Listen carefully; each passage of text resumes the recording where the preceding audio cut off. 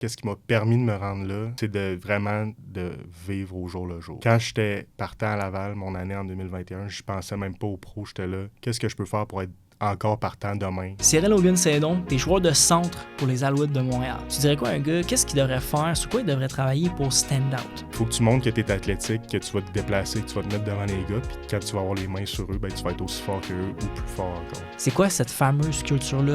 On parle tout le temps du CH, mais imagine si Montréal devenait autant gros que le CH. Ça reste gros, c'est l'été, le foot. Là. Souvent, on a l'impression que pour être meilleur au football, il faut en faire plus. Mais eux, ils ont compris que c'est pas toujours en faire plus qui va faire en sorte que tu vas gagner, c'est de faire plus, mais au bon moment, puis de manière intelligente. Nos pratiques sont pas plus tough qu'ils étaient à Ottawa, mais sont structurées pour que le corps des partants soit frais et dispo pour le match. J'aimerais que tu me dises les qualités principales qu'un O-line devrait développer. Je dirais 3 choses principales. Bonjour tout le monde, bienvenue sur le Game On. C'est votre host, William Rochefort. Cette semaine, je reçois les Alouettes de Montréal. En fait, je reçois un O-line partant des Alouettes, Cyril Augun-Saint-Don. Merci d'avoir accepté mon invitation sur le podcast. C'est très apprécié. J'ai vraiment hâte qu'on discute, surtout qu'en ce moment, les Alouettes sont en pleine saison. Qu'est-ce que j'ai pu comprendre, c'est qu'en ce moment, tu étais sur la liste des blessés. On va avoir l'occasion de s'en parler. Chaque personne qui vient sur le podcast a le droit à une petite intro. J'en ai préparé une pour toi. Voici ton intro. Cyril Augun-Saint-Don, t'es joueur de centre pour les Alouettes de Montréal. T'es originaire de Québec. T'as évolué au cégep avec les Élans de Garneau. T'as commencé comme O-line, ils t'ont changé comme D-line à ta dernière année. En 2017, tu te joins au Rouge et Or de l'Université Laval, où tu finis ta carrière en 2021 avec une victoire de la Coupe Vanier et nommé sur l'équipe étoile de la RSEQ. En 2022, tu es sélectionné 11e overall par les Red Blacks d'Ottawa. Le 11 février dernier, 2025, tu réalises ton rêve en signant avec les Alouettes de Montréal. Tu reviens au Québec, à la maison. Cyril, bienvenue sur le podcast. C'est un plaisir de t'avoir. Je suis très excité, man, de te parler aujourd'hui. Un gars qui joue professionnel au Québec. Faut qu'on comprenne c'est quoi ça. Un joueur qui joue chez nous, à la maison. Mais avant de jumper là-dessus, moi, je veux comprendre c'est qui Cyril, de où il vient, puis pourquoi tu as commencé le football? Bien, premièrement, merci beaucoup de m'accueillir sur le podcast. Je suis très, très reconnaissant de l'opportunité. Moi, j'ai commencé relativement sur le tard à jouer au football. J'étais plus un joueur de hockey. J'étais pas très bon. J'ai ensuite opté pour le skateboard, le longboard plus précisément. Ouais. Puis c'est en secondaire 4 qu'il y a beaucoup de gars de l'équipe de foot à mon école secondaire au Petit Séminaire de Québec. Les gars voulaient que je vienne jouer parce que j'étais quand même grand, costaud, puis ils voulaient que j'essaye au moins parce qu'on n'était pas beaucoup dans l'équipe à cette école-là. C'est pas un gros programme. Puis j'ai finalement décidé d'aller essayer là, à la fin de secondaire 4 pour le camp de printemps. Puis j'ai quand même aimé ça. J'avais des bons entraîneurs. J'avais David Bouchard qui a joué au Rouge et Or, qui a joué à l'Université de Syracuse aussi. Ouais. Puis je pense qu'il a fait un match ou 2 pré-saisons avec les Alouettes aussi. Puis il y avait aussi Kevin Fizet qui a joué au Rouge et Or, qui m'ont entraîné pendant mon année aux Alérions. Puis j'ai aimé ça ce printemps-là, puis j'ai commencé à jouer la saison suivante en secondaire 5 au Petit Séminaire. On a joué 5 matchs, je pense, parce qu'on était une vingtaine de gars dans l'équipe. Oh fait qu'on il a fallu déclarer forfait pour les derniers matchs de l'année. C'est vrai? Ouais, fait que c'était pas... c'était le fun, mais c'était pas du grand football là, qui se jouait. Puis j'ai eu assez d'opportunités. J'avais un bon gabarit pour me faire remarquer par quelques cégeps. Puis finalement, j'ai opté pour Cégep Garneau. Je viens de Québec, je viens de Sainte-Foy. Mes parents sont allés au Cégep Garneau, fait que ça faisait du sens pour moi de continuer aussi là-bas. Puis c'est ça, j'ai joué mes 2 premières années comme à la ligne offensive. J'ai pas joué beaucoup ma première année. J'ai starté la majorité des matchs ma deuxième année. Puis c'est en demi-finale, à la fin de ma deuxième année, j'ai transféré D-line parce qu'on avait beaucoup de blessures. Je suis allé D-line, ça a bien été. Puis ma 3e année, j'ai décidé de continuer dans ce sens-là. Je suppose que tu préférais mieux O-line.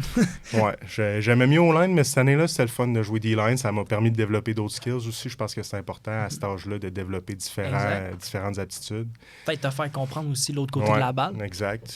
J'ai pu apprendre beaucoup de choses. Ça m'a aidé pour le futur. Puis quand je me suis fait recruter universitaire, Laval m'a offert le choix de choisir la position que je voulais, mais je pense qu'il voulait plus que je sois au line, puis moi aussi, je préférais être au line. C'était dans les années, justement, qu'il y avait eu 5 ou 6 choix de première ronde dans les 3 années d'avant de ligne offensive à l'Université Laval. Fait que, veux pas, moi, comme jeune joueur, je voyais ça, je me disais, Laval, c'est l'endroit pour aller. Carl Brennan, ça va être le coach pour me préparer. En parlant de ça, Laval ont toujours été reconnus pour avoir des super de bons lines, puis en fait, ils ont un bon programme pour développer les O-line. Est-ce que tu peux plus m'en parler de ça? C'est quoi qu'ils font?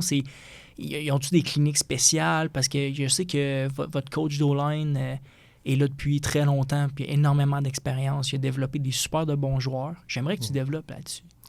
Ben, je pense que tout d'abord, ça commence par le recrutement à Laval. Ils font un bon travail de trouver les joueurs qui ont le plus de potentiel. C'est pas toujours les meilleurs en partant, mais la majorité des gars, ça va être des gars qui vont avoir été All-Star au cégep. Il y a des gars ensuite qui vont recruter pour le potentiel, leur grandeur, leur grosseur. Moi, j'étais peut-être plus dans cette catégorie-là de joueurs. J'avais pas été All-Star au cégep, puis j'arrivais de jouer D-line. Ensuite, pendant toutes tes 4 ou 5 années, tu es coaché par le même gars. Tu sais que tu vas être coaché par Carl Brennan, qui est là depuis longtemps, qui a coaché des grands line, qui a coaché dans la Ligue canadienne pendant 3 ans, à la fin des années 2000, si je me trompe pas. Puis, c'est un grind à tous les jours quand tu es à Laval, sur la ligne offensive, en pratique, l'hiver, en salle de meeting. Carl nous prépare, puis il nous prépare comme si on était des professionnels. On passe beaucoup de temps en vidéo, on passe beaucoup de temps sur les détails, les règles, les détails de chaque règle de protection, de jeu de course, les techniques. En pratique, on fait beaucoup, beaucoup de temps en technique à travailler nos pas, nos punches, avoir les coudes serrés, tous les petits détails. On fait ça, puis c'est un processus. Là. Souvent, la majorité des gars, les 2-3 premières années, tu joues pas beaucoup, la majorité, mais il y en a qui jouent. Tu passes beaucoup de temps avec les basics jusqu'à un point que ça devient naturel. Puis quand comme moi, j'ai été 3 saisons à pas jouer, une saison COVID, mais toutes ces années-là à acquérir de l'expérience, de technique d'un coach renommé comme Carl, ça m'a permis, quand j'ai vu le terrain, vu l'action, j'étais prêt, j'étais technique, puis fallait juste que je joue rendu là, que je laisse ma physicalité parler pour moi. Là. J'aime ça, le fait que les détails, c'est cool que... C'est de même à toutes les positions, mais j'ai l'impression que la façon comment tu en parles, c'est encore plus important quand tu joues au line et tu es sur la ligne offensive. Oui, définitivement. Surtout à Laval, moi, j'ai joué 2 ans au Cégep Garneau, puis c'était des gars qui ont joué au line à Laval qui m'ont coaché. Okay. Mais tu sais, c'était des bons coachs pour le Cégep, mais quand tu arrives à Laval, tu comprends qu'il y a tout un autre monde à jouer sur la ligne offensive là, quand tu passes beaucoup de temps avec Carl. Toutes les choses que tu pensais savoir, ben, tu peux aller 2-3 steps plus loin. Puis, moi, je pense que c'est pour ça que la majorité des O-line de l'Université Laval, on a du succès au prochain niveau, qu'on se fait repêcher, c'est qu'on a une compréhension du jeu qui est supérieure à celle des autres écoles. Parce que Carl, c'est probablement la personne, le coach le plus passionné que j'ai côtoyé de ma carrière. Il en mange du foot. Là. Il adore ça, puis il nous transmet cette passion-là. Puis sa passion, il passe beaucoup de temps à la développer, à l'améliorer constamment. C'est ça qui est le fun avec lui aussi, ce qui est différent de beaucoup de coachs, surtout au niveau professionnel. C'est qu'il n'est pas fermé à une technique ou une théorie ou une manière de faire. Il cherche constamment à s'améliorer, puis ça déteint sur nous, veut pas. Il va trouver des moyens de se réinventer, de trouver des nouvelles techniques, quelque chose qu'il a vu sur une clinique de coach quelconque ou sur Internet. On en voit plein de choses maintenant sur Instagram, sur TikTok, des coachs qui postent des vidéos, puis il est ouvert à essayer des trucs, tandis qu'il y a beaucoup de coachs qui sont bornés, qui veulent une affaire. J'en ai eu des coachs professionnels qui sont comme ça. Ils veulent une affaire, puis si c'est pas comme ça, ça marche pas. Mais il y en a d'autres, comme Carl, qui cherchent des manières de faire fonctionner des techniques pour chaque type de joueur aussi. C'est intéressant que tu dises que même que professionnel, tu as eu des coachs qui étaient plus fermés à... En fait, il y avait juste leur chose, leur technique. Sinon, dans leur tête, ça marchait pas. C'est quand même intéressant. Est-ce que... En fait, développe un peu là-dessus, dans le sens que, genre, comment... Est-ce que toi, ça t'a vraiment bouleversé dans le sens de comment tu jouais? Ça m'a pas bouleversé tant que ça, mais tu sais, le coach en question, parce que c'est un coach, ça n'a pas duré longtemps sa carrière OK, je comprends. dans la Ligue canadienne. Là, Parce que c'est pas une majorité des coachs. Là. Non, mais c'est les coachs, c'est quand même une réalité, je pense, que les coachs aiment faire les affaires comme ils veulent. Puis c'est de même que ça fonctionne. J'entends des histoires de coachs d'ailleurs aussi que j'ai pas eu, mais qui faut que ça marche comme ça, sinon c'est pas bon, puis on drille ça comme ça. Puis je pense que c'est dommage, surtout au niveau professionnel, parce qu'il y a beaucoup de joueurs de ligne offensive qui sont des athlètes naturels, qui c'est pas toujours beau, mais qui vont réussir à bloquer quelqu'un, puis ça va fonctionner. Là. Je pense justement au garde à gauche d'Ottawa, avec qui j'ai joué pendant 2 ans, Drew Desjarlais. C'est pas le gars qui va faire les choses toujours comme le coach le demande, mais ça reste que c'est un des O-line les mieux payés de la ligue pour une raison. T'sais, il va trouver toujours un moyen de se mettre devant le gars, de bloquer, d'être physique. Puis c'est pas toujours beau, mais ça fait le travail, puis il alloue pas beaucoup de sacs, il alloue pas beaucoup de pression sur le corps arrière. Fait que, au final, c'est un bon coach pour moi aussi. C'est quelqu'un qui va trouver un moyen de travailler avec les forces de chacun. Là, puis ça, c'est quelque chose que Carl fait, puis que Luc aux Alouettes fait aussi très bien. Quand tu parles d'allouer des sacs, parce que moi, c'est une affaire que je savais pas, mais ça a l'air que les O-line ont des stats. Puis ça, imagine la seule stat que tu peux avoir presque, c'est une stat négative. Ouais. C'est quand même plate, mais en tant qu'O-line, c'est quoi, comment tu réagis à perdre cette rep-là, surtout que souvent c'est un moment qui compte. Puis, tu sais, je parle, faire un sac du corps, c'est ton corps se fait frapper, ça peut avoir un gros impact. Comment que tu réagis à ça? Est-ce que tu te coaches toi-même? T'as-tu le mental? Il y a 2 temps. Là. Sur le coup, quand ça se produit dans un match, t'as pas le temps d'y penser. Ouais. Quand ça se produit, il faut que tu passes au prochain jeu le plus rapidement possible parce que le 20 secondes du game clock continue. Il faut que tu joues le prochain jeu. Tu peux pas passer trop de temps à penser à ça parce que faut pas que tu transportes ce bagage-là de négativité au prochain jeu. Il faut que tu passes au prochain. Mais une fois que le match est fini, que tu regardes la vidéo, c'est sûr que, le coach, il va nous donner des trucs pour améliorer ça. Les bons coachs vont trouver des moyens de nous aider à améliorer ça. Les moins bons vont nous dire que c'était mauvais.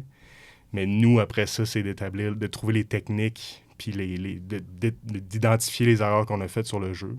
Qu'est-ce qu'on a fait de bien sur d'autres jeux qui nous ont permis de bloquer ce gars-là, justement, puis s'assurer d'être le plus constant possible. C'est ça la job d'un joueur de ligne offensive. C'est pas de faire des super beaux jeux comme des receveurs. T'sais, un receveur qui fait un catch de 50 verges, sa game est faite. Ouais, exact. Nous, il faut faire 55, 65 jeux constants à chaque, les snaps, c'est ça, à chaque game. Puis t'as un contact avec tout le monde. T'as tout le temps, en fait, quelqu'un sur toi. Là. Si tu fais 59 beaux jeux, mais que tu alloues un sac dans le match, souvent... t'as pas eu un très bon match. Ouais, c'est ça. Mais un receveur qui fait rien de la game, mais qui fait un gros catch de 50 verges pour un toucher, il va avoir une super belle game. Exact. C'est la superstar. C'est ça. Ouais. Ah, c'est intéressant. Est-ce qu'au niveau professionnel, la première question qui me vient en tête quand tu parles de qu'est-ce que tu viens de me dire, est-ce que vu que tout le monde est à ce niveau-là est très bon, est-ce que le niveau tu sais, je parle de la rétrospection que tu te fais de toi-même. Tu sais, rendu à un certain niveau, il y a certaines choses que tu sais c'est quoi ton erreur, tu sais qu'est-ce que tu as fait de mal, pourquoi tu as perdu ta rep. Est-ce que, rendu à ce niveau-là, les coachs qui sont là, en fait, tu as un peu moins de rétrospection parce que, justement, tout le monde est très bon, fait que tu as quand même encore besoin de te faire coacher énormément? Oui, puis professionnel, on a beaucoup moins le temps de se faire coacher. Les journées sont moins longues, on a moins de temps avec notre coach, on a moins de périodes individuelles pour travailler la technique. On a beaucoup de temps en meeting, en vidéo pour regarder les pratiques, les matchs. Mais on n'a pas beaucoup de temps pour pratiquer la technique. C'est vraiment au niveau universitaire, cégep, qu'on met beaucoup de temps là-dedans. Puis rendu professionnel, c'est un peu comme être à la maîtrise à l'université. Tu as acquis la base. Là, c'est de mettre en pratique, puis juste de trouver un moyen de rester en santé le plus possible, puis d'être sharp au niveau mental aussi, parce que c'est beaucoup de préparation. Le playbook change à chaque semaine dans la Ligue canadienne, puis les ajustements de protection de passe changent à toutes les semaines. Fait que c'est vraiment axé là-dessus au niveau professionnel. Fait que l'aspect technique, on travaille beaucoup moins. Fait qu'il faut passer beaucoup de temps à regarder du vidéo puis comprendre nos erreurs techniques. Puis oui, faire de l'introspection, trouver les moyens de régler ces problèmes-là. Puis de nous trouver des moments pour faire nos répétitions, que ce soit pendant une pause ou quelque chose, pour travailler certaines choses. Parce qu'on n'a pas beaucoup de temps en pratique. Les pratiques sont beaucoup plus courtes qu'universitaires. On a plus de positions, un peu moins de période technique. Il y a beaucoup d'unités spéciales aussi. Fait que c'est sûr qu'on passe un peu moins de temps sur la technique. Tu sais, Goose, il me disait que toi, lui, qui est Anto, puis Marco, vous étiez tout le temps là, puis vous faisiez plus d'extra que tout le monde, puis c'est sûr que ça doit paraître. Là. Ben, je pense que oui, surtout pour ces deux-là, là, que ça fait... Je pense que Marco, c'est sa 8e année, puis Goose, sa 9e, puis 8e, 7e saison à cause de la COVID, mais... On était les 3 dans le gym 3 fois semaine après chaque pratique. Puis je pense, assurément, ils continuent à faire ça cette année. Je sais pas, je suis pas avec eux, mais c'est sûr que oui. Puis moi, je fais la même chose aussi à Montréal. Puis oui, c'est sûr que ça fait une énorme différence pour la durée de ta carrière. T'sais, ces deux gars-là, c'est des gars qui se sont pas fait mal souvent, là, qui sont toujours en fin de saison, en shape, très forts physiquement. Puis il y a beaucoup de gars avec qui ces gars-là ont joué pendant longtemps, là, qui sont dans l'équipe encore, mais qui manquent 6 games par année au moins. Eux autres, Marco, il a eu la malchance de se blesser en fin de saison. L'an passé, il a manqué un match ou 2.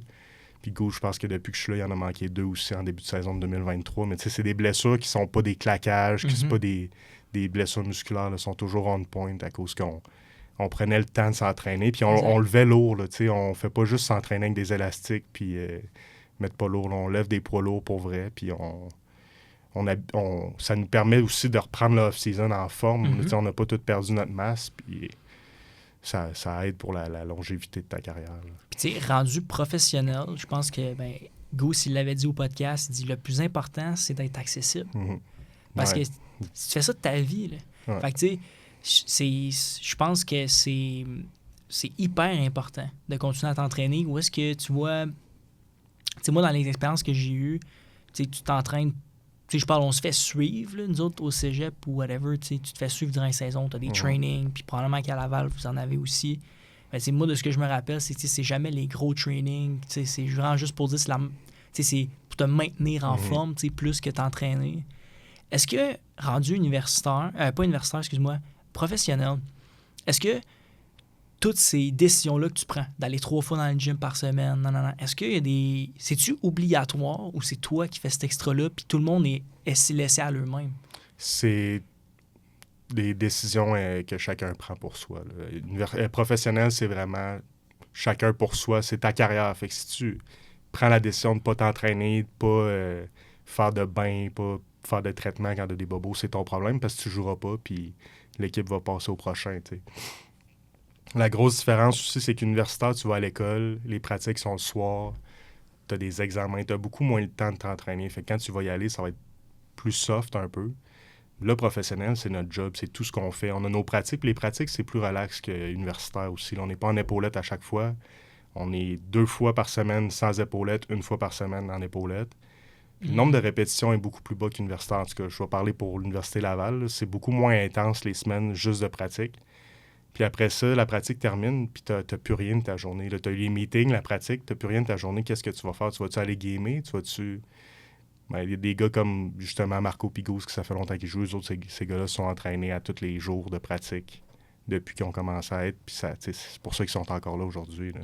Moi, j'essaie de m'inspirer des gars comme ça parce que je veux jouer longtemps. Puis j'ai eu la chance d'avoir 2 gars comme ça qui étaient non seulement des mentors, mais qui sont devenus 2 de mes meilleurs amis aussi. Puis ce qui était le fun, c'est quand on était les 3 ensemble après chaque pratique. Des fois, il y en avait un de nous que ça ne tentait pas. Là. C'est normal. Tu es fatigué une journée que tu as eu plus de reps ou que c'est le surlendemain d'une game que tu as joué 65 jeux, tu es fatigué. Mais on était toujours là pour se monter, puis les 3, on finissait toujours dans le gym. Là. Fait que... Puis on se poussait aussi. Là, mais les deux sont très, très forts pour leur shape.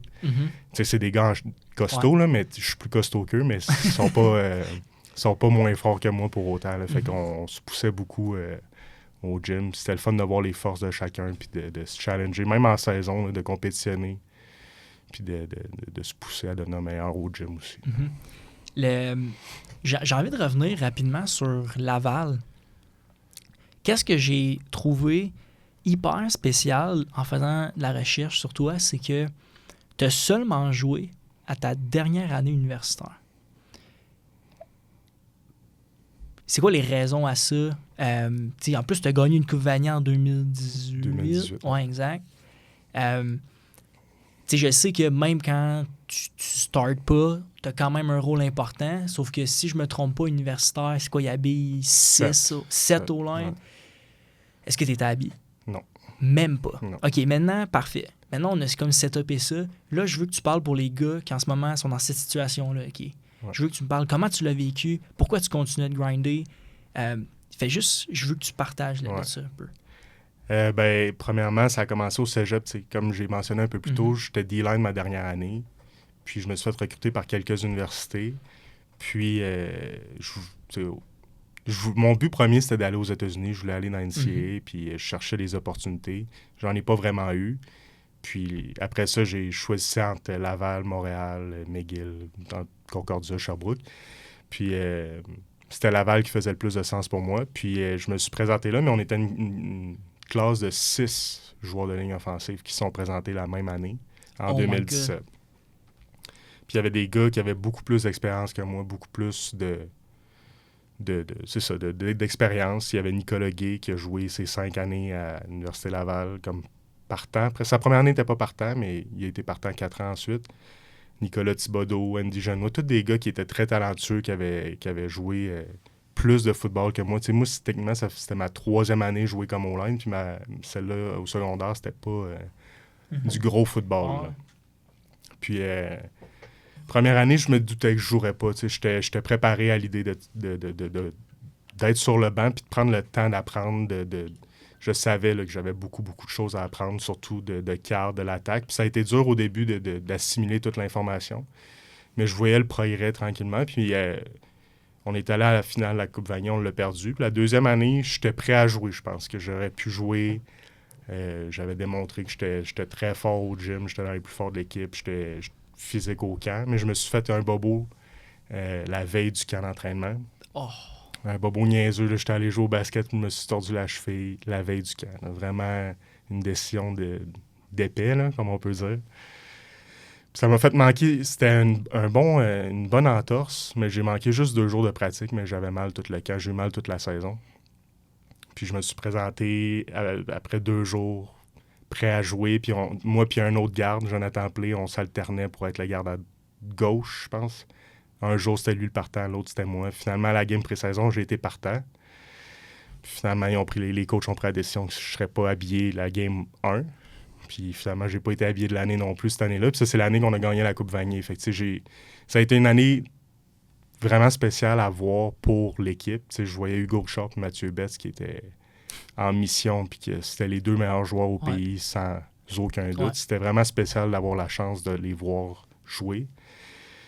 Mais moi, ça a été une saison très difficile pour moi. J'étais convaincu que je méritais de jouer, que j'avais ce qu'il fallait, puis ça marchait pas. Puis en mi-saison, ils ont décidé de changer aussi les gars qui allaient être habillés. Là, ils ont habillé 2 autres gars, puis c'était jamais mon tour, c'était jamais à moi, puis ça a été difficile, puis c'est ça, c'était l'automne, l'hiver qui s'en est. C'était des périodes difficiles de remise en question. Là. Je me suis dit, qu'est-ce que je fais ici encore? Puis finalement, je me suis accroché, je suis revenu pour ma 3e année, mais il n'y avait personne qui était parti encore. Là. Toutes les O-line étaient là, les partants étaient là, les remplaçants étaient là. Puis je me disais, ça se peut que je ne joue pas encore, mais je vais quand même me présenter. Puis je vais juste avoir du fun avec les gars. C'est ce qui est arrivé. Là, je me suis présenté au camp suivant, ma 4e année, camp de printemps. J'étais le partant centre. Puis à la fin du camp, la pandémie a frappé. Puis on a wipé la saison au complet. Fait que j'ai pas eu l'opportunité de jouer cette année-là. J'ai développé plein d'autres affaires pendant la pandémie. Là. J'ai fait de la boxe, joué beaucoup au basket. Nice. J'ai perdu énormément de poids. Je suis descendu à 250 livres. Hey! Ouais. T'étais à combien? Au moins 300. Oh my God! Ouais. Puis je pensais pas que j'allais rejouer au foot. Là. Après la pandémie, là, j'étais comme... ça se peut. J'étais pas en mode retraite, là, mais je me disais, ça se peut que je rejoue pas. Là. J'étais ouvert à la possibilité. J'étais rendu tout petit, puis... tout petit, ouais.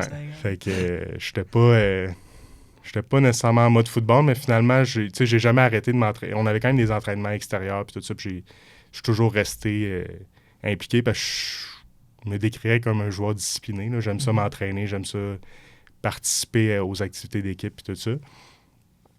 Puis quand on a su qu'elle allait avoir une saison en 2021, j'étais prêt à y aller. J'étais 280 livres, peut-être 285. Puis finalement, j'ai eu un bon camp. Ils ont décidé que c'était moi le partant. Puis j'ai eu une bonne saison. Mais tu sais, comme tu m'as demandé, qu'est-ce que je dirais aux jeunes qui sont dans cette situation-là, c'est que ça vaut la peine d'attendre. Puis ça, c'est une citation qu'un des joueurs avec qui j'ai joué m'a déjà dit, Louis-Gabriel Baudet, avec qui j'ai joué à ma première année, qui était centre partant. Lui, c'était sa 5e année. Puis lui, il était dans la même situation que moi pendant 3 ans, il n'a pas joué. Puis il me disait ma première année, quand ça allait moins bien, quand je me disais c'est tough de ne pas jouer, il me disait ça vaut la peine d'attendre. Puis je me suis rendu à ma 5e année, ma 4e saison, 5e année. J'ai joué, j'ai été All-Star. Je pense que j'aurais dû être All-Canadian, je ne l'ai pas été. Mais ça a valu la peine d'attendre. Les expériences, les games de jouer, même si c'était l'année post-pandémie, il n'y avait pas beaucoup de fans. On n'était pas la meilleure édition de Laval, mais ça a valu la peine d'attendre. Puis faut s'accrocher, puis tu sais jamais quand ton tour va venir. J'ai parlé avec Kian, justement, mais l'épisode sort justement demain, la journée qu'on enregistre ça, mais il me disait, j'ai demandé c'était quoi les valeurs de Laval un peu, puis il me disait, tu sais, nous à Laval, on a vraiment une quote, c'est « Those who stay will be champions ». Puis j'étais comme « Damn, OK ». Genre, j'étais capable de raisonner avec ça, mais sais-tu quoi?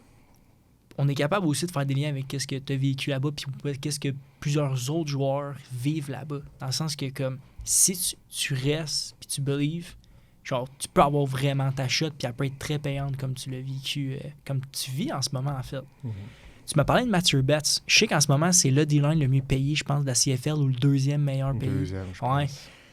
OK, ce gars-là, il a joué à la NFL, il a sa coche. Toi, tu as joué à universitaire avec. Tu me disais que c'était impressionnant, puis de voir un gars évoluer par avoir autant un grand niveau que ça. C'est quoi que ce gars-là avec les autres gars n'avaient pas, tu sais, de ce que tu te rappelles, ben, tu joues contre en ce moment, là, en fait, là, mais... Ouais, tout est dans l'intensité. Puis tu sais, c'était Hugo et Mathieu en 2018 qui étaient sur une mission. Je passais plus de temps avec Hugo parce qu'on était à l'attaque ensemble. Mais je voyais Mathieu, puis les deux, ça se voyait dans leurs yeux cette année-là que c'était... On gagnait, puis c'était ça. Puis on a été undefeated, on n'a pas perdu un match cette année-là. Puis tout est dans l'intensité, puis je sais qu'il fait encore ça à ce jour, là, que c'est en pratique, il est all-out tout le temps. Il est tannant en pratique. Là. Les gars me le disent, il court au ballon tout le temps, il prend jamais une rep-off, puis c'était le même dans le temps aussi. Mais c'est cool de voir qu'il a gardé ça aussi professionnel, puis que c'est un des joueurs les mieux payés de la Ligue, puis qu'il continue à avoir... C'est pour ça qu'il est un des joueurs les mieux payés de la Ligue, c'est à cause de son intensité. Puis c'était spécial d'avoir la chance de travailler contre lui. Là. On prenait beaucoup de répétitions contre. Il y avait Vincent Desjardins aussi dans ce temps-là, qui était un des meilleurs D-line au Canada aussi. Puis c'était juste de voir des gars, même s'il y avait beaucoup de succès, ils ne s'assoyaient pas là-dessus, ils continuaient à travailler tout le temps de plus en plus fort. Puis c'était all-out à chaque pratique, même au mois de novembre. C'est inspirant, puis c'est ça qui nous prépare aussi. C'est ça qui, tu sais... Moi, j'ai pas joué pendant 3 ans, mais je pratiquais contre ces gars-là. Qui jouaient all-out en pratique, qui sont meilleurs que tous les D-line qui jouaient universitaires aussi. Fait que, win-win, genre. C'est ça. Puis on pratiquait full pads à Laval, puis on était intelligents, on faisait pas de niaiserie en pratique, mais ça y allait là, pour de vrai. Puis oui, j'ai pas joué de vrai game, mais je pratiquais à tous les jours sur l'équipe scout contre Mathieu Betts, Vincent Desjardins, Clément Lébreux, Édouard Godin, tous des joueurs qui étaient excellents. Là, fait que oui, j'ai pas joué, mais j'avais de l'action quand même à tous les jours. Puis ça m'a préparé pour les années à suivre. Là. Exact. En 2022, 11e overall, quand même. Ouais. C'était quoi la préparation? En fait, première question, ça a-tu toujours été un rêve de jouer pro? C'est quand que tu t'es dit, man, je pourrais aller jouer pro? Ça n'a pas toujours été un rêve nécessairement dans le sens que je vivais plus le moment présent. Là. Je voulais jouer à Laval. C'était ça mon objectif. Je voulais jouer à Laval. Je voulais être un rouge et or pour vrai. Je voulais pas juste dire que j'avais été dans l'équipe. Je voulais jouer puis avoir un impact. Puis c'était ça mon but. Puis ça a été ça mon but. L'année que j'étais partant aussi en 2021, je pensais pas du tout au football professionnel. J'étais là. je suis partant, je veux garder mon poste de partant, je veux être le meilleur possible, je veux qu'on gagne, je veux être... Si je peux être un All-Star, je serai un All-Star. Mais je pensais pas au prochain niveau. Puis c'est juste quelques semaines après la saison que... En fait, j'ai signé avec un agent au milieu de la saison, mais... Ah, OK, nice. C'est lui, il m'a parlé... C'est à cause de Félix Garand-Gauthier qui a joué avec Hamilton aussi, que cet agent-là est rentré en contact avec moi. Félix, il a dit qu'il devrait peut-être me parler, mais j'avais jamais joué. Fait que lui, il s'est dit, je vais attendre que tu joues une coupe de match avant de te signer. Mais tu sais, j'avais signé parce que... Oui, je voulais l'opportunité de jouer pro, mais je me doutais pas que c'était une vraie opportunité qui allait se présenter à moi. Moi, je voulais jouer à Laval, je voulais être le meilleur possible pour Laval, puis il me restait aussi une autre saison après si j'avais à revenir, puis c'était ça mon focus premier. Puis finalement, à la fin de la saison, je parle avec mon agent, il me dit, tu sais, 3, 4, 5e ronde peut-être, le range potentiel, je vais essayer de m'arranger pour que tu as une invitation au National Combine, parce qu'il y a beaucoup de gars, tu sais, j'ai juste joué un an, il y a beaucoup de gars qui passent par le Regional Combine avant de se rendre au National. C'est le cas de Marco et Goose, notamment. Les deux ont commencé par le Regional, puis les deux ont impressionné au Regional, puis ils se sont rendus au National. Puis les deux ont été repêchés second round aussi. Puis moi, j'ai eu la chance d'aller directement au National, en compagnie d'un de mes amis, Nicolas Guy, qui est rentré en même temps que moi à Laval. Puis c'était ça, j'ai appris ça un peu avant Noël, que j'allais au Combine au mois de mars 2022. Puis ça a été de la préparation, de l'entraînement, de la course à tous les jours, là, pratiquement tout l'hiver avec Guillaume Briou qui nous préparait dans ce temps-là. Puis avec Nicolas Guay, on se poussait à avoir les meilleurs résultats possibles aussi. Là. Quel genre d'entraînement que tu fais? Quand tu es au line et tu te prépares à aller faire un combine comme ça, quel genre de training que tu fais? Quel genre... Ben, les combines, à cette époque-là, c'était juste 3 jours. Puis il n'y avait pas beaucoup de football là, qui était impliqué. Là. Fait que c'était vraiment des épreuves physiques, bench press, les sauts, puis les tests de course, 40 verges, gel test, T-test. T'as pas de tests seulement, mettons, typique O-line? On avait quelques 1 contre 1. Ah, OK. Je n'ai eu 3 ou 4. Là, oh mon Dieu. Ouais, on n'a pas eu beaucoup de répétitions. Fait que les équipes se fiaient plus sur notre film, les commentaires de nos coachs pour évaluer la partie football. Puis le combine, c'était vraiment pour évaluer la partie athlétisme. Ouais. Puis de monter à l'Université Laval, j'étais reconnu pour un gars qui s'entraînait fort. Puis aux courses, j'étais toujours dans les premiers à gagner les challenges O-line, parmi les O-line. Puis ça, c'est pas nécessairement quelque chose qui paraît toujours sur film, que tu étais un athlète. Puis c'était ça mon but au Combine, c'était de montrer que oui, j'étais physique comme joueur de foot, mais que je courais bien, que j'étais fort au bench, que j'étais athlétique. Puis ça a été ça, le gros travail tout l'hiver. Beaucoup de travail sur la technique, des tests de course, du L-test, du T-test. Bench press, on en faisait beaucoup, on voulait le plus de reps possible, mais... C'était vraiment de démontrer ça. J'étais un gars avec des longs bras, je voulais montrer que ça m'empêchait pas de bencher beaucoup de répétitions au bench. Puis c'est ça. Là. Je pense que j'ai eu quand même une bonne performance là-bas. J'ai eu... moi et Nicolas, on était les 2 premiers pour T-test, L-test au résultat. Après ça, nice. au bench, j'ai été le meilleur O-line cette année-là. On était prêts, puis ça a apparu. Puis on a passé beaucoup de temps aussi pour les entrevues. Il y a une grosse partie d'entrevues. J'ai eu des entrevues avec 8 équipes. Aïe, Carl, justement, il nous a aidé à se préparer à ces entrevues-là parce qu'il était dans la Ligue canadienne. Puis on a fait nos entrevues en parlant en anglais avec Carl. Puis nice. c'était de la belle préparation. Là. Carl, il nous donne beaucoup de temps. Puis encore aujourd'hui, là, à tous les hivers, moi, Carl, avec Phil Gagnon puis Nathaniel Dumoulin, on fait des périodes de football avec Carl. Ah, c'est cool. Vous êtes restés hyper proches. Ouais, très proches. C'est cool. C'est quoi la réalité? En fait, non, avant de tomber là-dessus, tu dirais quoi en ce moment à un gars qui, tu sais, se voit au prochain niveau, aimerait aller au prochain niveau, O-line? Tu dirais quoi à un gars, qu'est-ce qu'il devrait faire, sur quoi il devrait travailler pour stand out? Vu que c'est une position qui est... Si je parle, les coachs, c'est sûr qu'ils te remarquent. Là. C'est sûr qu'ils te remarquent, mais c'est une position qui est tellement différente de toutes les autres sur le terrain. Fait que, tu sais, pour un gars qui veut se préparer pour le combine, mais aussi jouer pro, c'est quoi qui vient en tête? Moi, si je reflète sur le passé, qu'est-ce qui m'a permis de me rendre là, c'est vraiment de vivre au jour le jour.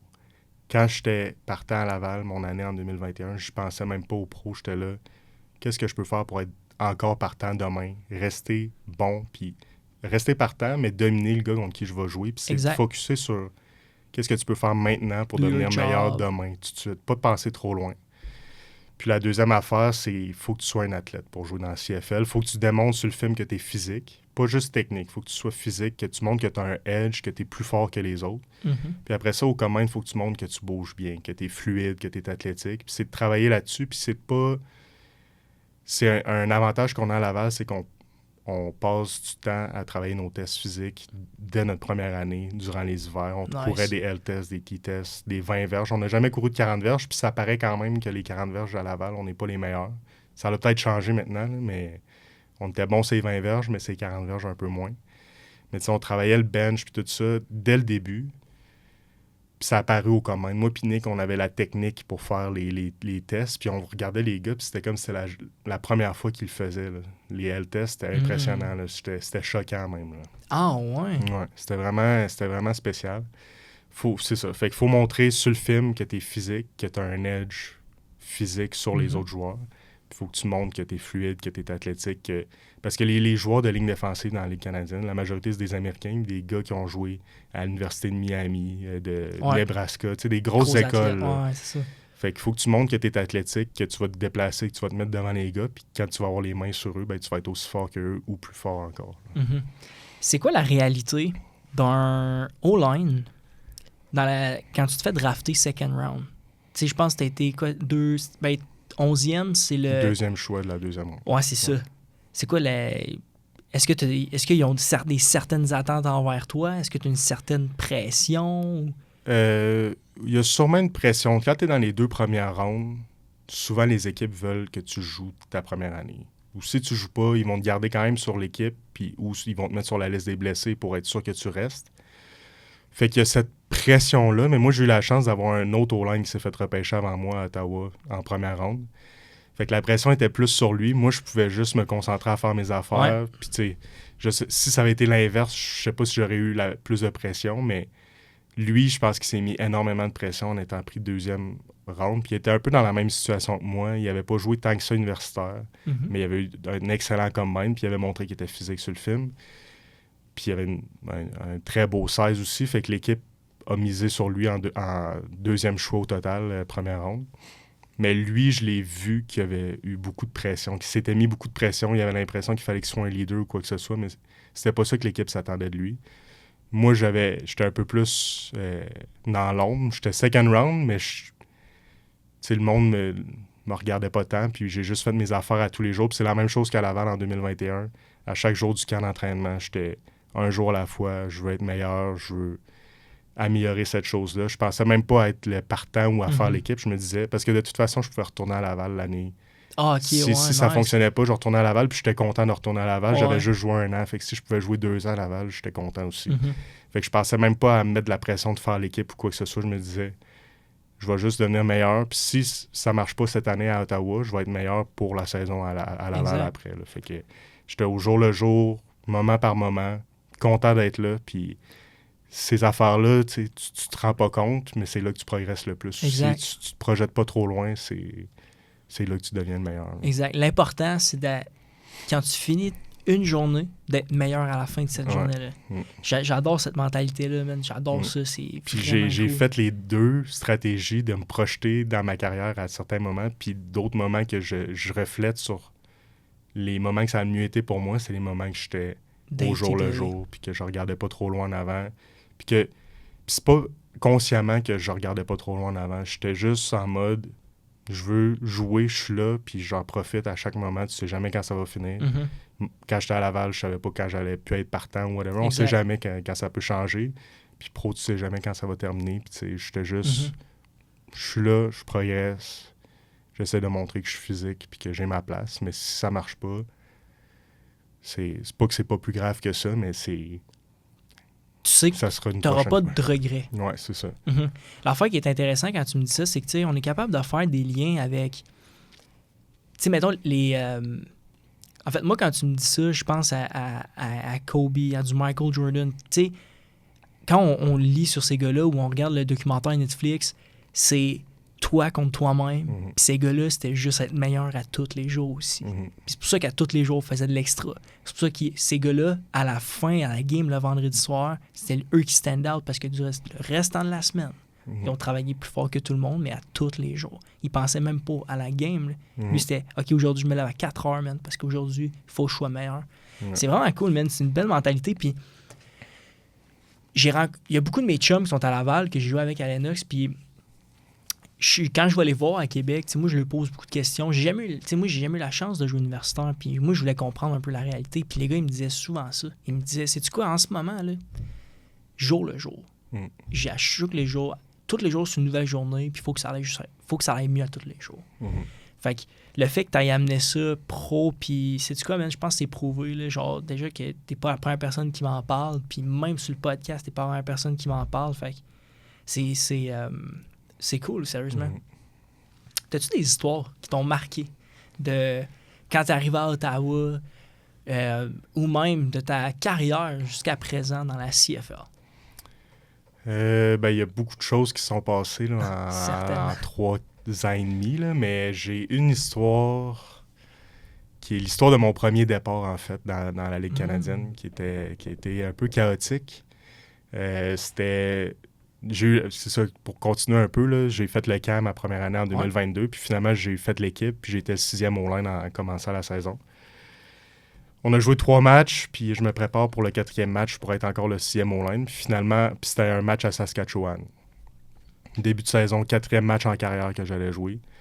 Puis on débarque de l'avion rendu à Regina, puis le garde à gauche partant, il était plus capable de marcher. On sait pas trop qu'est-ce qu'il a fait, mais son pied il était pas cassé, mais il était comme pas capable de marcher. Puis personne comprenait ce qui se passait. On a quand même essayé de le faire jouer à la game. On a fait le warm-up avec lui. Il était pas capable de jouer. Puis 30 minutes avant la game, j'ai appris que j'étais partant. Moi, j'étais une recrue. Mon premier match partant universitaire, c'était au mois d'août l'année 2021. Puis là, on était en juillet 2022. Puis j'allais être partant mon premier match pro. Même pas un an après. Ouais. That's crazy. Puis, fait que 30 minutes avant, j'apprends que je suis partant, garde à gauche. Puis c'était un match, on venait de signer Jeremiah Masoli de Hamilton cette année-là, qui était le corps arrière partant. Puis ce match-là, je sais pas si t'es au courant, là, mais ça a été un match vraiment chaotique parce qu'il y a un joueur de ligne défensive de SAS qui a cassé le genou de notre corps arrière intentionnellement. Puis ça, c'était mon premier départ. Puis les sidelines se sont battus, puis tout. Puis il y a eu beaucoup d'attention médiatique. Ce joueur-là s'est fait suspendre pour 4 matchs après. Puis finalement, il n'a jamais rejoué dans la ligue parce que c'est un joueur très... toxique. Très, ouais. Puis il y avait eu des propos racistes à l'égard de ce carrière-là, justement. Fait que c'était comme mon premier départ, puis c'était ça l'action qui se passait. Puis puis toutes les 2 équipes étaient choquées. Là. Il y avait eu des blessures des 2 côtés, beaucoup de pénalités. Puis en fin de game, on lance une interception. Puis je cours pour essayer d'aller faire le plaqué. Puis il y a un gars qui se met devant moi, de dos à moi, puis je le pousse dans le dos. J'ai pas eu de pénalité, rien. Puis le lendemain, on a perdu la game. Le lendemain, je me réveille. Puis sur Twitter, je vois le vidéo de moi qui le pousse le gars dans le dos. Le gars avait posté l'extrait de ça parce qu'il y avait eu plein de vidéos puis de chiolages sur Twitter sur le D-line de Regina qui avait blessé notre carrière. Mais là, ce joueur-là de Regina avait posté des vidéos de nous qui étaient crottés, qui avaient fait des jeux salauds. Puis là, cette vidéo-là a eu 35 000 vues sur Twitter. Puis moi, je capotais. C'était mon premier départ dans la CFL. Puis là, je me faisais...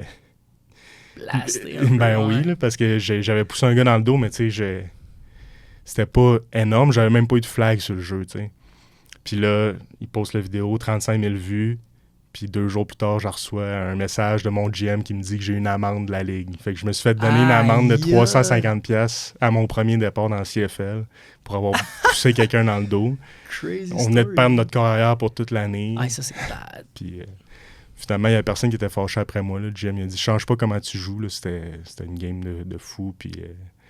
Fait que c'était mon premier départ que j'ai appris 30 minutes avant. On a perdu notre carrière pour l'année. C'était pas de ma faute. Là. C'est pas moi qui ai laissé passer le D-line, là, mais toute la game, il essayait de nous blesser. Les O-line aussi. Là. Il avait sauté dans les chevilles d'un de nos O-line pour essayer d'y casser une cheville. Puis, Finalement, le lendemain, il poste une vidéo. Puis finalement, le gars en question de Regina que j'ai poussé dans le dos, qui avait posté la vidéo, je joue avec en ce moment à Montréal.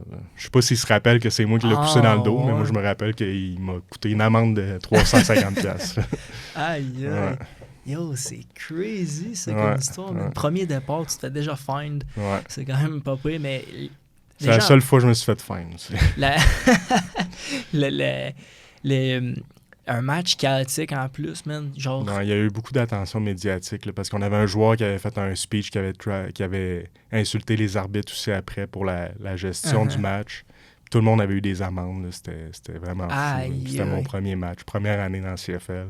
À Regina, là, c'est le plus gros stade où il y a le plus de monde. Là, fait que c'était spécial. Là. Mais tu vois, moi, ce qui m'étonne le plus là-dedans, man, c'est que même, genre, t'es professionnel, man, puis genre, tes intentions à vouloir blesser d'autres gars quand même, c'est comme, je sais pas, là. Ouais, c'était vraiment bizarre. En fait, c'est un de nos O-line qui avait sauté sur un de leurs D-line, il s'était blessé. Mais tu sais, c'est un jeu qui arrive à chaque game. Là. Un O-line qui se couche sur un D-line, c'est notre job un peu. Puis là, eux autres, ils s'étaient mis une vendetta là, de blesser ce O-line-là. Puis on le voit sur un jeu, le D-line, il se lance dans les chevilles de notre O-line juste pour y tordre, casser la cheville. Puis plusieurs jeux plus tard, c'est encore contre ce O-line-là. Notre O-line, c'était sur un screen, là, un jeu screen. Il était supposé le laisser passer, mais le ralentir un peu. Puis le D-line fait juste plonger tête première dans les genoux de notre QB qui a plus le ballon. Puis tu le vois qu'il essaie d'y tordre le genou. Puis il a cassé le genou. Là. Puis ce QB-là, sa carrière est pas finie. Là. Il joue encore, il est à BC maintenant, mais ça l'a altéré sa carrière. Parce que l'année suivante, en 2023, il est revenu au jeu. Il s'est pété le tendon d'Achille. La même date, 1 an plus tard. L'an passé, il a joué un peu plus. Puis là, il est à BC. Là, puis c'est ça. Aïe, man. Folle histoire, sérieusement. C'était fou un peu. Je capotais dans mon lit le lendemain de la game là, quand j'ai vu le vidéo. Là, je pensais que j'allais me faire enlever mon poste de 6e O-line ou que les coachs allaient être bien fâchés contre moi. Finalement, personne n'a rien dit. Là, mais... Au moins. Ouais. Aïe. J'aimerais qu'on parle plus de la position d'O-line maintenant. C'est une position qui est beaucoup dans l'ombre, surtout pour les gens qui connaissent moins le football. J'aimerais que tu me dises, c'est quoi que le public ne comprenne pas d'un rôle d'un O-line? De la position.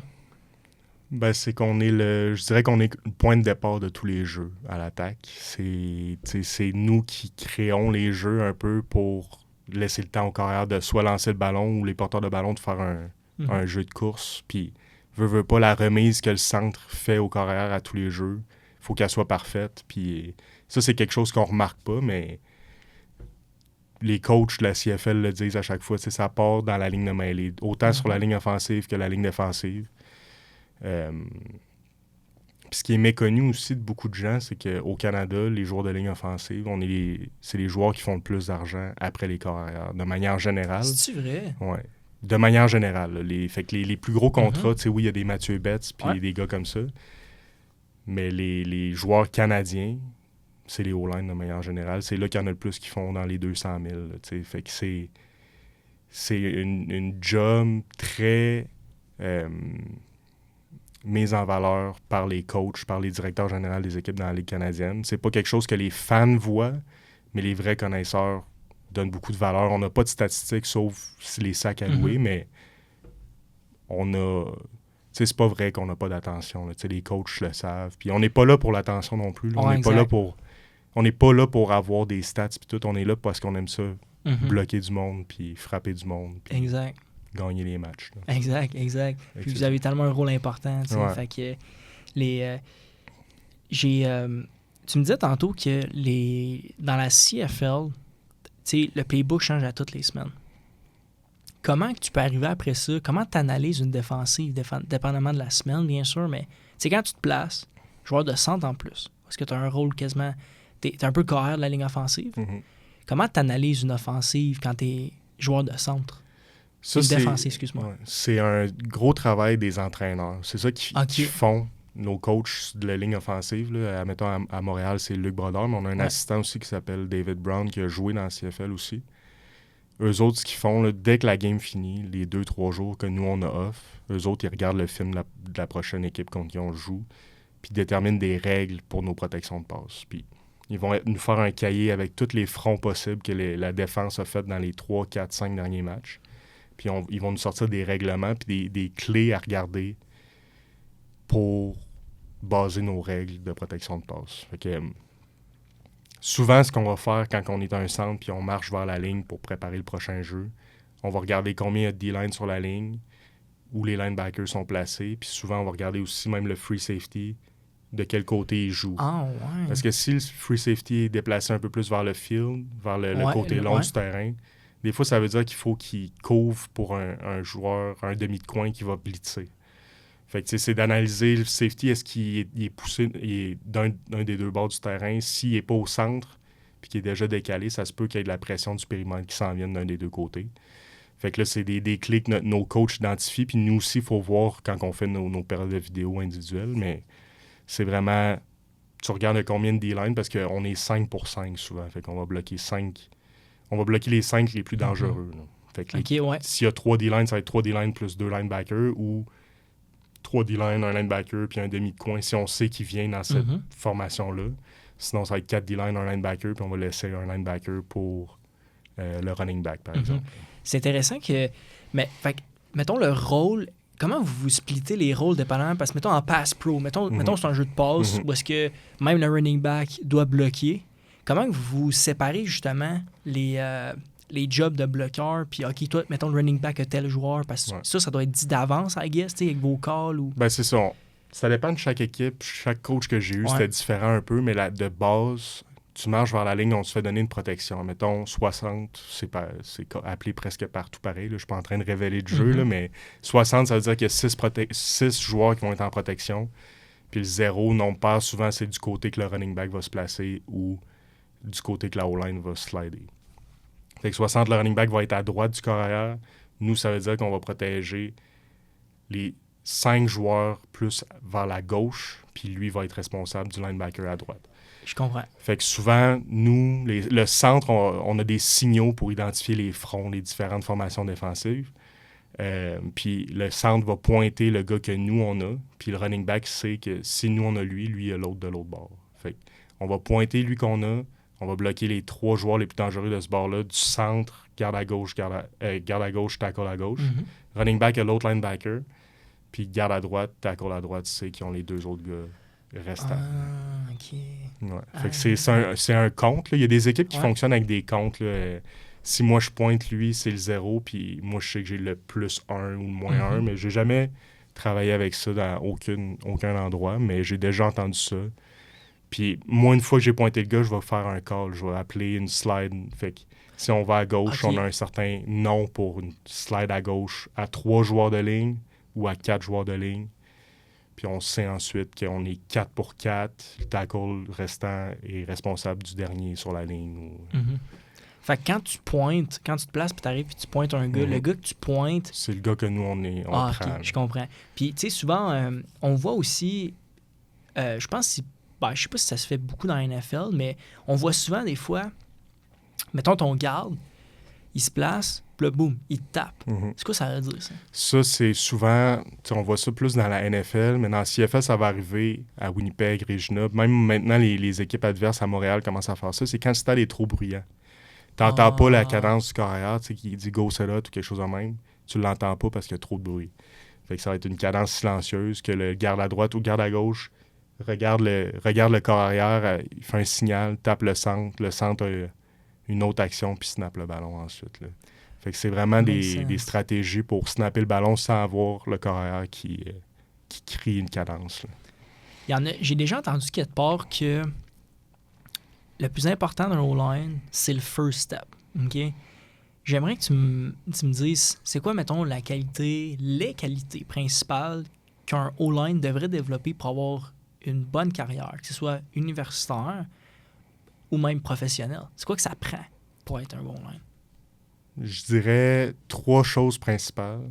C'est, une compréhension du jeu. On fait souvent l'erreur quand on est un jeune joueur, qu'on se fait présenter des jeux au cégep, d'apprendre notre jeu, notre ligne sur le papier que le coach nous donne, puis de faire un lien entre « OK, sur ce jeu-là, je fais ça ». Mais moi, le conseil que je donnerais, c'est que quand tu apprends un nouveau jeu, tu apprends ce que les 5 font. Mhm. Tu apprends le concept du jeu, puis c'est ça qui va te permettre de comprendre pourquoi un gars fait ça sur ce jeu-là, mais un autre fait une autre affaire. Comme ça, si tu changes de côté, tu sais quoi faire. Exact, c'est ça, t'es Mais volatile ouais, après c'est ça, ça. tu peux être à plusieurs places. Fait que ça, c'est la première affaire, c'est d'être sharp sur la compréhension Mhm. du jeu. Puis c'est ça la chance que j'ai eu aussi de jouer sans, c'est que t'as pas le choix de savoir ce que les 5 font. Fait que si j'ai à jouer tackle, je sais ce que le tackle Mhm. fait sur chaque jeu. Parce que je suis centre, c'est moi qui dis à qui bloquer et quoi faire sur chaque jeu. Fait que les aptitudes de compréhension du jeu, développer ses pieds, faire beaucoup de sport autre que le football aussi. Développer tes aptitudes athlétiques. C'est pas parce que t'es un online que t'es plus gros que faut pas que tu joues à d'autres jeux puis que t'es juste un gros fort. Là. Faut que tu joues au basket, que tu fasses une diversité de sports pour développer ton jeu de pied, ton temps de réaction. Puis la troisième affaire, c'est d'être physique, de ne pas avoir peur, d'utiliser tes mains puis ton casque. Là. Ça, c'est plus à la mode de dire ça en 2025, là, mais c'est encore une réalité. C'est une réalité là, pour jouer au football, surtout sur la ligne offensive. Là. Oui, il y a de plus en plus de règlements pour enlever des gros plaqués, puis faire attention à la sécurité des joueurs. Puis on a des guardian caps en pratique aussi.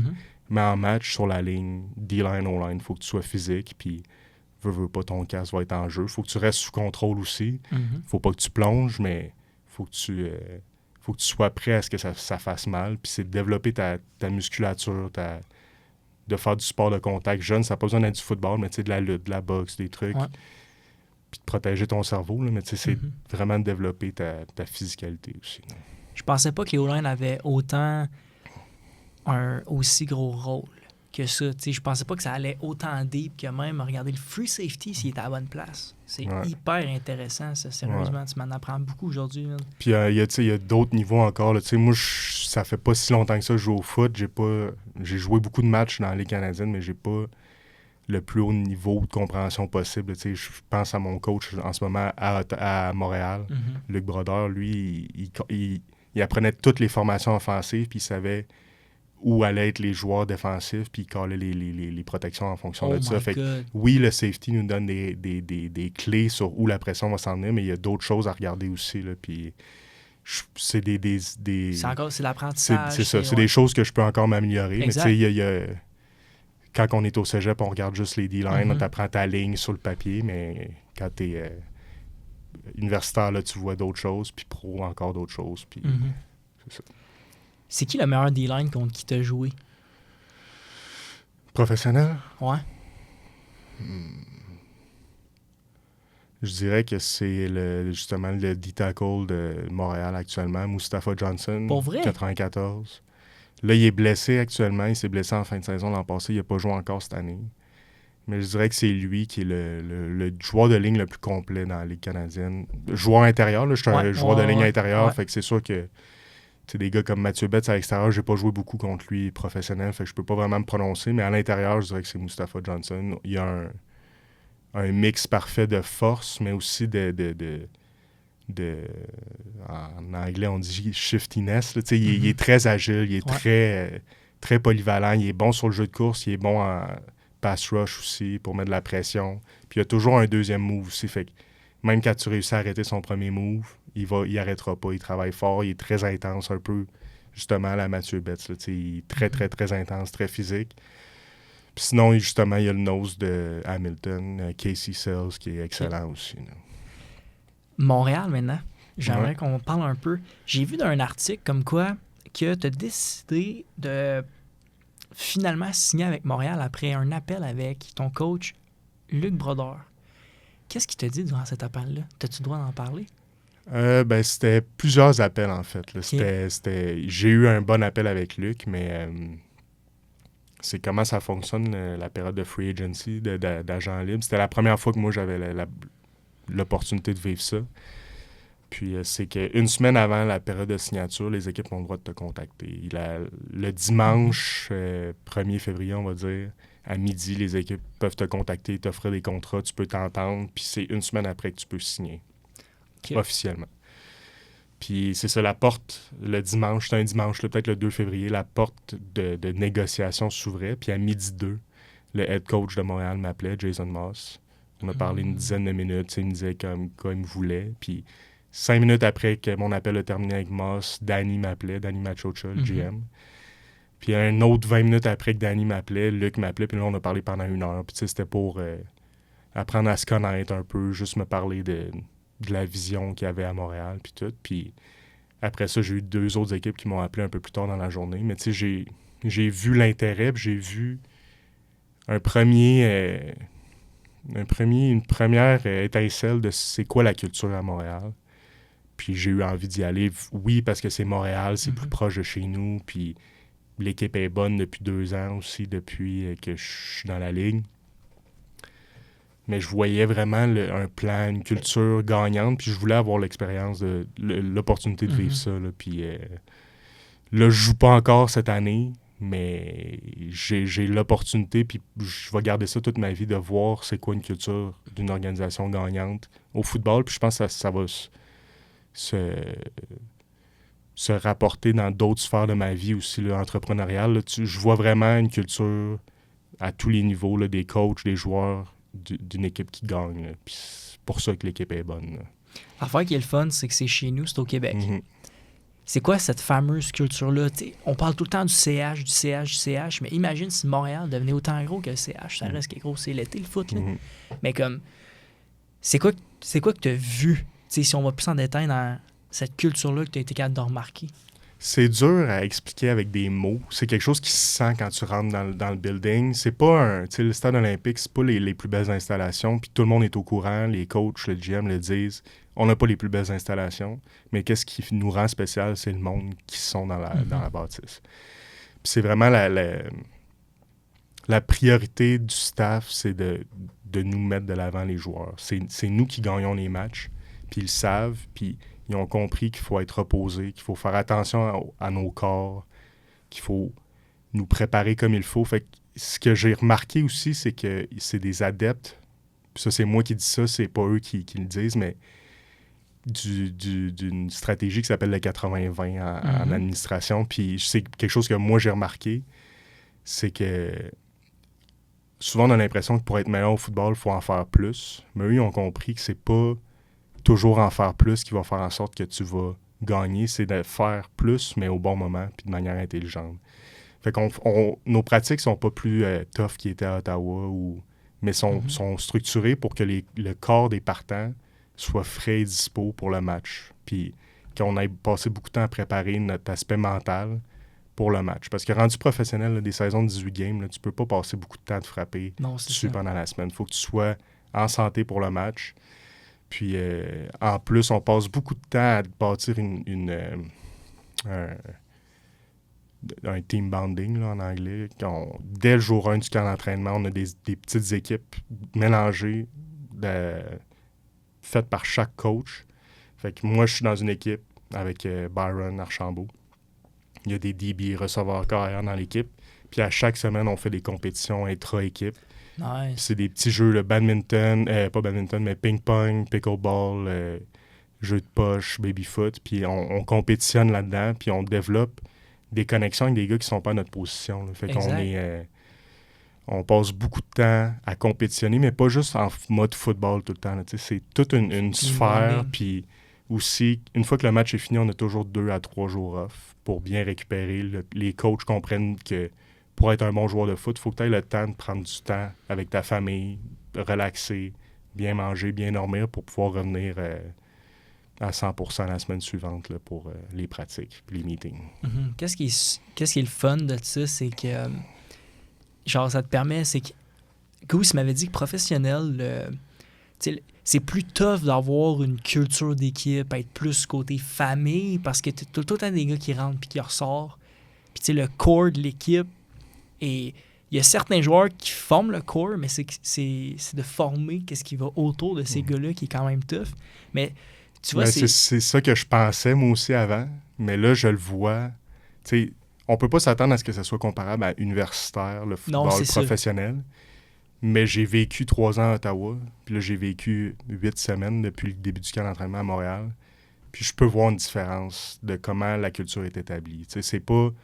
Je vais pas passer de temps à parler de la culture à Ottawa, mais c'est possible de créer une culture puis d'inclure tout le monde dès qu'ils rentrent. Moi, je suis rentré, puis tout de suite, je me suis senti chez moi. Là, nice. Puis on fait ça avec des nouveaux gars qui se font signer. Puis les gars, quand ils partent, ça fait mal. Puis c'est vraiment... Moi, je trouve que plus que j'ai vu depuis que je joue professionnel, il y a vraiment un sentiment familial là, dans les installations. Là. Les coachs sont respectueux avec les joueurs, sont très gentils.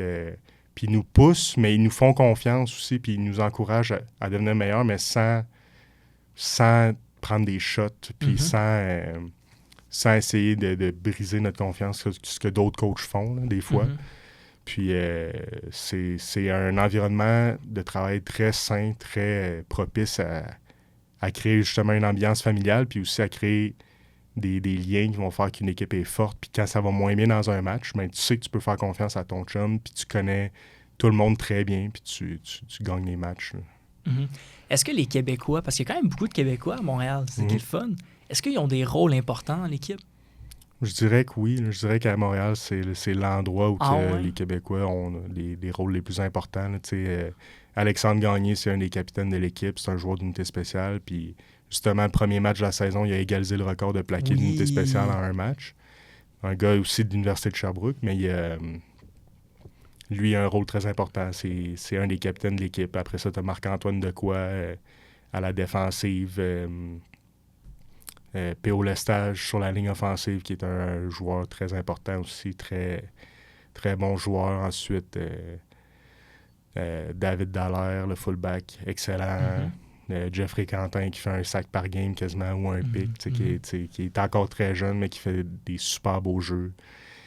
Il y en a partout, là, des Québécois, puis ils sont bons. Là, les Québécois sont pas... C'est des joueurs d'impact pour l'équipe. Là. Nice. J'ai vu... vous êtes 3-0 en ce moment, le prochain match est le 27, le lendemain de la journée qu'on enregistre aujourd'hui. 3-0, l'équipe a l'air en forme. Quand j'ai regardé votre dernier match que vous avez joué il y a 2 semaines... Contre Edmonton, le dernier.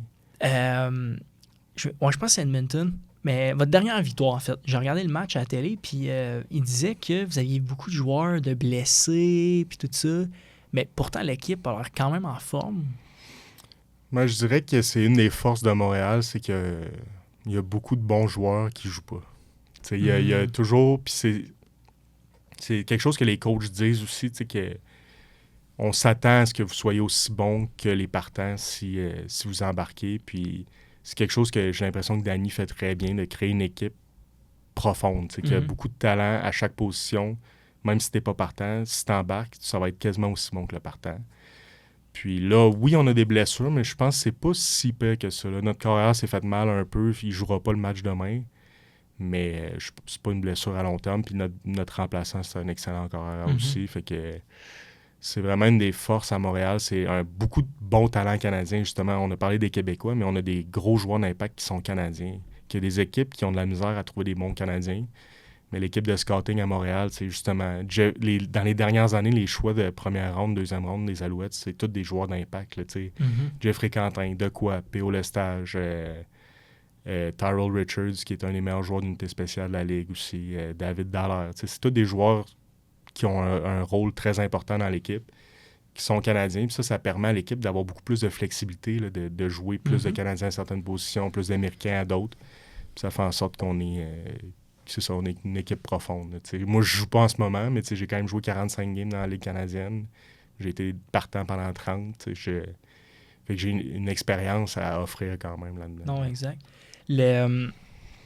En finissant, j'aimerais ça que tu me dises, est-ce que mais plus pour les Alouettes, comment que, parce que sont 3-0, mais est-ce que ils se fixent des objectifs un peu comme genre, OK, cette année, la seule affaire qu'on veut, c'est la Coupe Grey, ou c'est vraiment...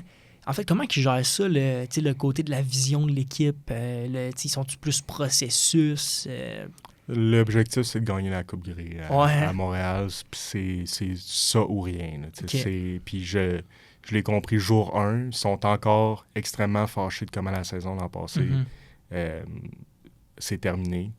On a perdu contre, je dis on, là, mais l'équipe, j'étais pas dans l'équipe l'an passé, mais ils ont perdu contre Toronto en demi-finale, puis Montréal, c'était la meilleure équipe de la Ligue quand ils ont perdu, 100%. puis ils étaient supposés gagner, tu sais. Fait qu'ils ont encore ça sur le cœur, puis ils se servent de ça comme motivation à chaque semaine, puis c'est un processus, mais il y a une attention au processus, mais tu sais, c'est la Coupe Grey, le but cette année, puis c'est rien d'autre, puis on va s'assurer qu'on la gagne. Là. Puis, c'est spécial de voir un coaching staff autant expérimenté, autant déterminé aussi à nous rendre meilleurs. Puis les gars dans l'équipe aussi qui sont là depuis quelques années, là, je vois c'est quoi une équipe, que la culture est imprégnée en eux, puis qu'ils veulent gagner. Puis je suis rentré dans la ligne offensive en connaissant pas vraiment de gars, puis je me suis senti chez moi tout de suite en partant. Là, après 2 jours de camp, j'étais super bien accueilli là, par les joueurs. Nice. Justement, le centre partant, c'est une des personnes les plus souriantes et agréables de l'équipe. Là, puis,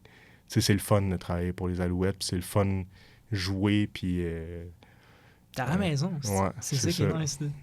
Nice. Merci beaucoup, Cyril, d'être venu sur le podcast. C'était très, très apprécié. C'était vraiment trippant. J'ai vraiment aimé ça, que tu viennes partager ton expérience, ton savoir, ton histoire, man. C'est comme quoi chaque personne a une histoire, man. Puis je trouve ça hyper intéressant.